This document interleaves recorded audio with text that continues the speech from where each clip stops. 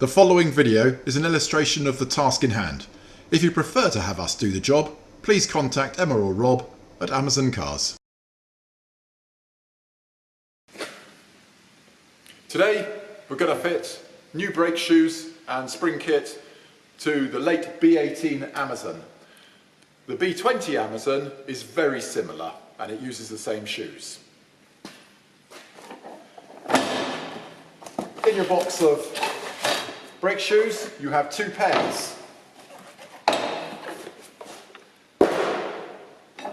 If you lay them with the notch upwards,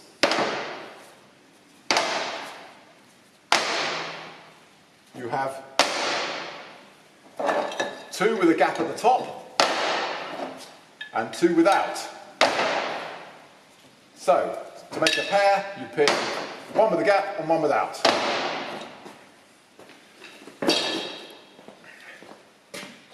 Always have the gap at the leading edge of the rotation. So we're on the right hand rear of the Amazon here. The rotation is that way. Therefore, the gap is at the leading edge of it. That's the leading edge, that's the trailing edge. Gap, that's gap. Leading edge, trailing edge. There we go. So that's how the drums are going to go in. Looking like that.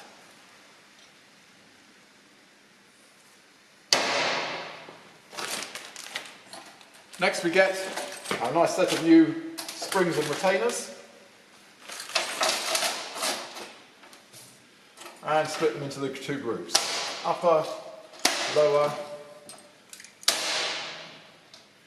two retaining springs, two retaining pins and four cups.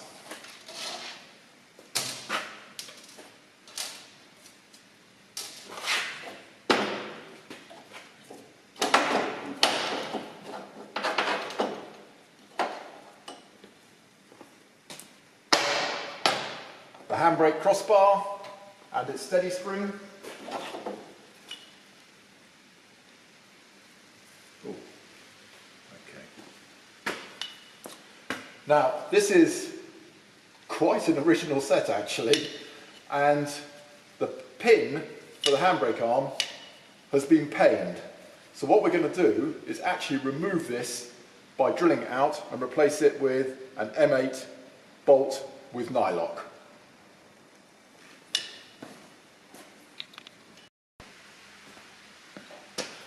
So that's the handbrake arm removed and reamed out to M8. This is Drive Tech heavy duty brake grease, which we think is terrific for anything around the brake area. A little smidge on the outer, a touch more on the inner surface.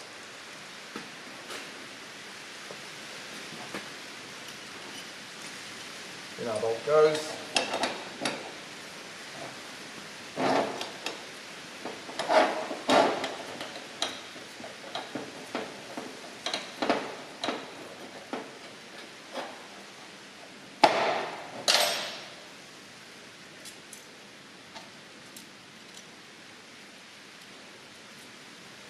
And a nail.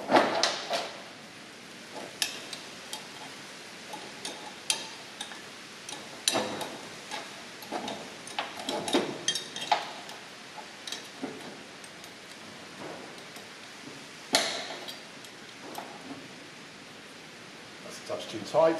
Back it off a touch. Nice off the plate. There we go. And notice that the groove in the handbrake lines up with the groove in the shoe. So the top spring goes in the two closest holes like that. Then we engage the crossbar.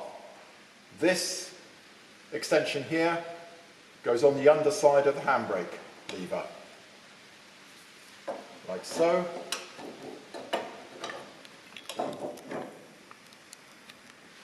And then stretch apart and engage that groove. So we now have that assembled.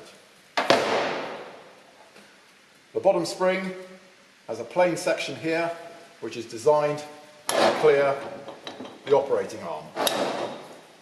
So hook that under there, and then that's how we should look.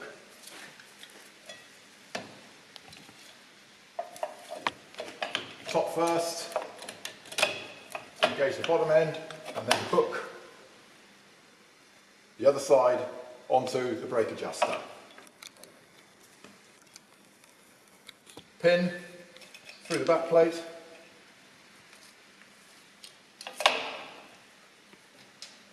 A cup with the dome side up. Spring, cup, dome side down.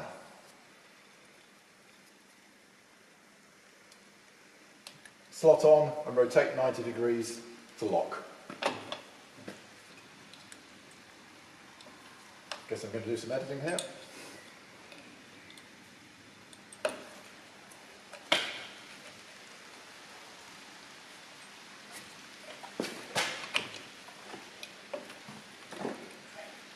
Quite tricky, but you can hold the handbrake lever clear with your thumb whilst holding the pin with your finger. On with one cup, on with the spring, and then the top cup,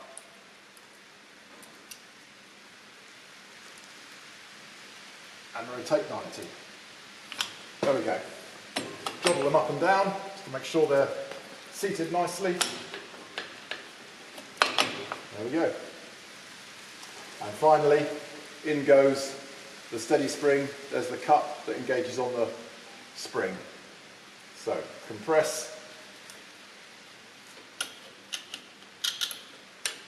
and slot in.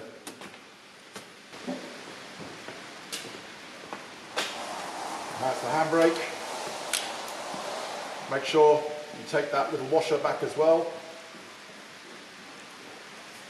Create a bit of slack on the cable. Drop it over and release. That's it, ready for the drum now. So the salient points: gap at the bottom of the rear shoe, gap at the top of the leading shoe. The plain section of the lower spring is aft to allow the operating arm to clear it.